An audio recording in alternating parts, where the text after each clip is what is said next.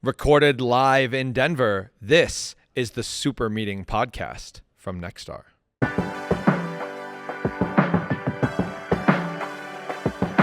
Welcome again to Nexstar's Super Meeting Podcast from lovely Denver, Colorado. It's my pleasure, and I'm thrilled to welcome our next guest, Stacey Cunningham, who's going to be one of our featured keynote speakers on the main stage tomorrow. Welcome, Stacey. Thank you. So glad to be here. Absolutely thrilled to have you here. Yeah. So I'd love to just kick us off with, could you give us an introduction to any of those listening who may not know you? All righty. Well, my business partner is Mike Abershoff, and he wrote the book It's Your Ship. And Mike and I have been together about 15 years, and I call us Beauty and the Beast. He gets to be Beauty because everybody loves Mike's story, and he will be here on Friday. And it's all about how he turned around his ship with just using the same people, the same budget, the same resources. And what happened was when Mike and I met, so many people would hear his story and be like, I want to be like Mike. And then I would come in and go, oh yeah, that actually takes a lot of hard work, dedication, habit, behavior change. So Mike and I partnered, and we decided to write Ship Happens as an accompany guide to It's Your Ship, because so many times people walk away from his session saying, well, what's next?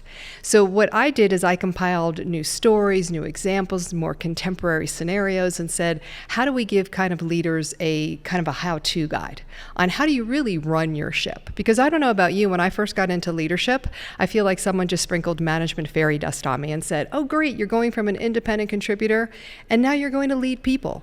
And throughout my entire education, I'd really never been taught how to lead, to motivate, to inspire, to delegate, to organize. And all of a sudden you're thrust into that role.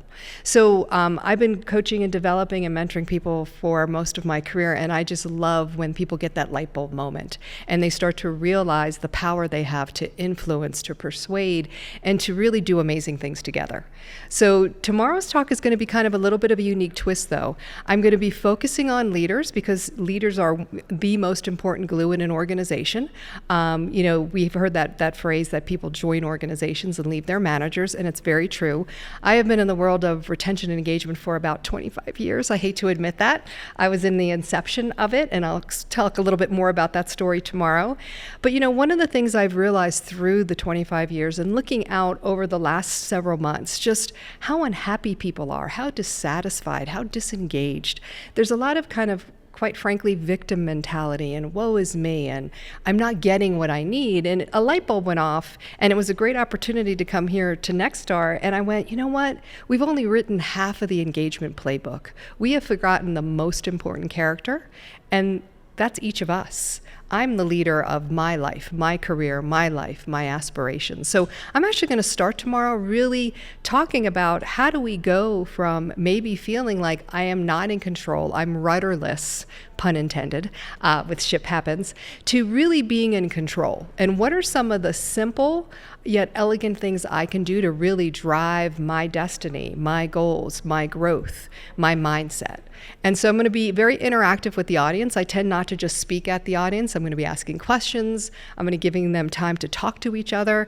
And my goal is they kind of walk out with some really simple things they can do to start being that leader, so that together with their manager, now we form not adversity, we form a partnership. And how do we grow and develop and impact Nexstar and take it to the next level, and especially to help impact your customers, because at the end of the day, engaged leaders, engaged employees and staff make engaged customers. And that's really what it's all about. That sounds incredible and relevant. I'm listening to you speak, and I'm thinking of our industry, which typically is a little bit, can be insular historically, where person starts a business, could be a plumber or an HVAC, and begins to learn the business and then hires that first technician and starts to grow the company. And then at a certain point, in order to grow, this owner cannot be handling everything. Yep. To the point of control and controlling my schedule, to controlling, am I best suited to be looking in this area? I need help. And typically we've promoted from within. Mm-hmm. And with that title, with that new responsibility, it's almost an assumption without training or development that, well, now that you have that title of manager, you're a de facto leader. So you use fairy dust too then? Everywhere. Right? right? And then the challenge is, okay, now we've grown it. We have somebody looking after the tasks, but we still haven't learned people development, which the most valuable piece, leadership, what I hear, what I know is we're only going to go so far as our people and their ability to grow. Yeah. It doesn't matter your technology. I always say it's not the bricks, it's the mortar. It's that interaction. Just even what Blair said, it's the conversation, it's the relationship building, it's the building trust. And I think all of us start where your business owners start. I coach a lot of small businesses because I'm one myself. And, we're so wrapped up sometimes with the doing. I joke that I'm from the school of I can do it quicker, faster, better. And you forget that when you become a leader, your job isn't always to do. It is to coach, it's to mentor, it's to teach, it's to step back, it's to give clear directions, expectations, deadlines, but then you got to step back. And I think especially when you're a technician or someone who's an expert, it's really hard. And also sometimes you really like that. Like I love developing talks and, tools and resources and coaching models. And then sometimes I have to stop back and go, oh, I got to run the business now. My finance guy laughs at me all the time. He said, you're the only business owner I know who doesn't like to do like invoicing and follow up. Because every time we do all that, I'm like, oh, can I go to work now? Because to me, my love is working with people and the conversations and the relationship building and the helping them get to the aha. And sometimes I've had to learn too how to let go and say, what is it I'm going to give to the team? Because when I give them new ideas and tasks and things to be responsible for, they're actually growing, they're being challenged. And we know that's one of the number one drivers of engagement. And we'll talk about that a little bit tomorrow when I flip the hat to the manager side and saying, some of those things that you're overwhelmed with and you're having a hard time letting go of, you're actually taking an opportunity away from one of your people to learn, to grow, maybe even to make a mistake, so that they can have those aha moments. So hoping that the leaders in the room tomorrow go, okay, how do I help people grow, develop, but also I've got to pass the baton and they need to grow themselves as well. They need to come tell me, what is it they need? What is it they want? What areas do they want to develop? What's interesting to them so that they can work together? So yeah, it is. And ultimately, and we've all seen it, there's great organizations out there that have top customer service, and we can feel it when you walk into an engagement, a room, an interaction. You see that engagement just kind of seeping in. There's a sense of empowerment that you have throughout ownership. Yeah, I'm going to tell a fun story about Ulta, where I have kind of the tale of two different mindsets, and it was so blatantly obvious to me who was engaged and who wasn't. So people beware, because wherever I go, I'm always looking for stories. I love to just sit back and kind of watch interactions and people, whether it's with a customer, whether it's with each other, and I think we can learn that way as well. And we can coach that way as well. Yeah, exactly. Fantastic. So what's and you mentioned a little bit of the content and the takeaways. What we're looking to do is we're trying to elevate the leadership by opening the mind to, and I'll use the term again, coaching. That's what I was hearing. It sounds a lot like I'm a coach. That's what I do for a career, and it sounds like, well, we're going to allow them to make a mistake, because that's the only true way to see that growth. But if you're an owner, this is your business, this is your reputation, these are your customers on the line, stepping away is a challenge that I know from coaching Nexstar members is difficult for owners to do. Well, and I think that's the difference between working for a corporation versus being an owner, because you're absolutely right. There's always a deference to that owner, and he or she does have so much, pun intended again, ownership, but it's your baby. I know growing our organization and, how I see and I envision it and the things I want to accomplish and the messages I want to get out, I know other owners feel exactly the same way. And so it is an even harder, I think, leap sometimes to make, to say, I'm going to allow my team to develop, to grow, to maybe come up with the solutions. But all of those principles work whether you're in a small business, a large business, a corporation, or you own your own organization. But it is a really tough leap. But I also want to give managers the gift of we've got to hold people accountable and be responsible for their own growth. You know, so many times I work with people and I'm like, well, where do you want to be and where do you want to grow and what are you interested in? And they look at me like a deer in headlights. And I'm always like, who cares most about your career and your growth in your life? And people look at me. I'm like, you should. So I think we have to help managers bring up their and elevate their people to say, listen, this is where I'm struggling. This is where I need help. This is what I'm interested in. Seeking feedback, seeking direction, growing. So I want to make sure we kind of complete that book. It's not just a one way, this is what managers do. But you're absolutely right. I would love to see organizations get more people like you. I feel like organizations need performance coaches. My dream would be that you would have managers who manage the day-to-day, because we do need the systems, the technology, the procedures, the protocols. But then those managers don't always know how to coach, develop, pull, stretch, pull people out of a comfort zone. Yeah. It's a gift and it's a talent that you and I both have. And so I would love to see organizations do more of what Nexstar is doing, because that's, to me, the hardest part, is helping people realize they can do things and reach that potential. So you have a really cool job. Oh, I love my job. So do you. Me too. Yeah. Not so bad. There's an idiom we have at Nexstar that we use, is everything worthwhile in our lives is just outside of our comfort zone. Yep. Right? Yep. So I always tell people too, this is a one-way ticket, people. Right? So, you know, if you're not feeling a little bit uncomfortable, if you're not challenging yourself, if you're not taking that risk, and I'm not saying, you know, dating myself, go jump off the Brooklyn Bridge, as my mom used to say, you're not growing, and also you're not living, because I think part of that is that stretch. So it's so great to hear an organization supporting its owners, its people, the way that you all do. Yeah. Yeah, it can be powerful, and you mentioned the coaching for performance. The opportunity within these organizations when we're seeking to grow, we're seeking to scale. I see it. We see the operators, and then we see the leaders of people and the people development, and it's important work. Yeah, and it doesn't happen overnight. I think that's the other fallacy. I think for all of us, we live in this age of instant gratification, instant information, and you know, all of these changes and habits that we want to grow or develop or eradicate, they just take time. So, you know, a big buzzword this year I've been hearing all over the place with my clients is consistency. How do we make small incremental steps towards our success? It doesn't have to be out of the ballpark. And that's kind of the model I want to leave your folks with tomorrow is, what are those small and significant steps you can start taking immediately tomorrow? Maybe it's educating yourself. Maybe it's asking for some feedback. Maybe it's taking a step back and looking at yourself in the mirror and saying, am I the person other people want to follow? And then I'll tell them about some medium and mighty things. You know, maybe that's taking a course. Maybe it is building your own development plan. And then there's the big and bold stretches. I think everyone thinks planning has to be these big, huge rocks. And the reality is they're little changes that make a huge difference. And that's really what I want them to leave tomorrow, feeling excited, motivated, but also knowing it's they own it. It's their life. And if they really want to lead the life that they want, both personally and professionally, they're the ones who have to really take those, like you said, those risks. So yeah. I'm excited. They're either going to be excited or they're going to throw me off the stage. I don't know, either one. I have a feeling it'll be very well received. I hope so.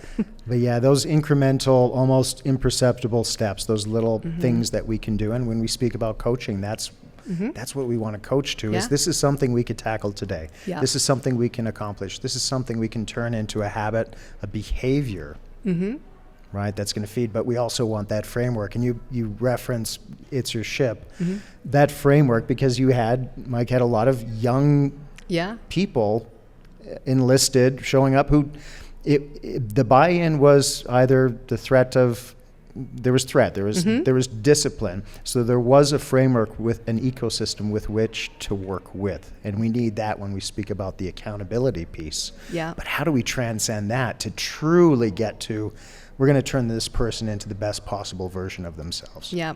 So one of the pieces I'm going to talk tomorrow about, what extra cargo are you carrying, those toxic traits? And some of them they're self-inflicting, whether it's lack of confidence, whether it's, beating myself up, imposter syndrome. And other are things like, I'm working with, oh my gosh, several teams, the drama, the gossip, the territorialism, in order for me to win, you have to lose. We've got to get rid of those things. We're here together, and we're better together is another one of our taglines. And so you're absolutely right on Mike's ship. He had a lot of young crewmen, and typical Navy was very hierarchical. So it was like, yes, sir, yes, ma'am. And what Mike realized is he was creating order takers, not critical thinkers. And so part of his method to his madness was, he did those crew interviews to get to know people. Where are they from? What's their hometown? Why did they join the Navy? And it's something I did similar in the corporate world when I worked for Vanguard. We called them stay interviews. Mm-hmm. Why are you here? What do you love most about your job? What gets you out of bed in the morning? And from there, we can start to build that rapport and that what do we have in common? And then we get to how do we make it better here? What's working well? What's not? What should we do differently? And Mike slowly chipped away to build that trust and to get people to think. And, I think a lot today is especially our young Gen Zs, we beat them up a lot. I'm a big fan. I own 2. So we joke about that. And I think they're pretty cool. But, I have a lot of exposure to that generation due to them and their friends. And, when you think about how we have been schooled, it has been regimented and structured and rubrics and check this box and do this. And then we unleash them onto the world. And again, it's just like moving from an independent contributor to a manager. No one is really helping them shape. And it's our job to coach, to mentor, to teach them the rules of the road. So that they too can be successful. And that's what Mike had to do on the ship. He had a lot of young, raw talent, but they didn't know how to use it. And it's just like our generations today. So I want to talk a little bit about that too, because I don't like those labels we put on people. I think it's important we kind of get to know someone, and then how do we give feedback, direction? Yeah. The conversation is the relationship, and that's, I took that from the book, that the conversations, and it's something we coach and train to as well, regular one-on-ones. Mm-hmm. In fact, every employee deserves that. It's not just a process or something we want to incorporate. It's every single person deserves that clarity in their role. Yeah. And it starts with a conversation. From there, the relationship, and then we can start to deep dive into some of those more transformational aspects. It's, we run several mentoring programs, and our tagline for that is building relationship one conversation at a time. And that's exactly, but in today's world where we're bombarded with technology and distractions, what do we spend most of our time doing? Tasks, email, answering a ping. We're not building a PowerPoint. We're not doing this. And that's really what's missing. So how do we build that trust, that rapport, that you feel safe with me, that you can come to me and share things that are going great, but also can be like, hey, Stace, I need some help. And that empathy. And how do we get that team to bond and come together instead of, I'm working with one team right now, and we have a mix of very brand new folks to executive level, and then some folks on our team are very seasoned. And I've charged the seasoned people with, instead of pointing out their flaws, let's help them. Let's lift them up. Let's give them some coaching. And it's not just from me, it's from all of you. You were there once too. So everything I think that Mike and I embody is, how do you look at the person and say everyone has potential? And how do you help bring that out, draw it out, and then give them tools, resources, and time to get it done? But it's all about, we spend most of our working hours at work. Don't we want to work with great people who are smart and fun and I always call the F word at work, have a little fun with, and let's get everyone together. And so that's really, I'm hoping they leave with, hey, a little bit of tough love in the beginning, like no one's coming, there's no knight in shining armor showing up, but at the same time, here's some ways to lift up yourself, lift up other people, and really look at yourself differently. And then also for our managers to say, hey, you need to step up. Like you said, one-on-ones aren't a tactics list. Those are a gift we give, and everyone does deserve. Skip levels are another thing where they get to meet people in the next level. I've been in organizations that do that. So I think anytime you can break down barriers and have a chance to kind of converse, it's a win-win. Yeah, make it more about this rather than the endorphins from doing this or checking the box. Yeah, it's got to put that so glad some of the schools that we're seeing are now starting to have, phone-free classes. I want to start having phone-free meetings and technology-free meetings, because I think that is the biggest culprit. We're all sitting there looking at this. My son and I recently went to a concert, and we're sitting there, and everyone around us, it was a beautiful night in Link, go Eagles, and we were sitting there, and the Gen Z said, "Mom, everybody's looking on their phones. They're sitting with their friends, their husbands, their wives." And how cool that this Gen Z said to me, like, this is wrong. And we were having a great relationship. And then as George Strait came on, everyone held their cell phones up and they're looking at his concert through a screen this big. What is wrong with us? This is what it's about. And so I'm hoping we're at that break point at work and at life, that we're putting technology aside, because I think that's the biggest barrier in our workplace, is like, it's all the pinging and the dinging and the emails. It's like we are too connected. And then folks spend 90% of their time managing that, the other 10% in meetings, which we're going to talk about that too. And we got to get back to just conversations and talking, walking, spending time together. I love that. Well, I want to express my gratitude for you being here, taking the time. I know your schedule and just arriving in Denver today. I'm sure you want to relax, get ready for tomorrow. We are in for a treat, I can tell. So thank you. You're absolutely welcome. I love Denver, love being here with you guys, and I'm honored that you've invited me to come in and spend time with your people. So thank you. Thank you, Stacey. Thank you so much for listening.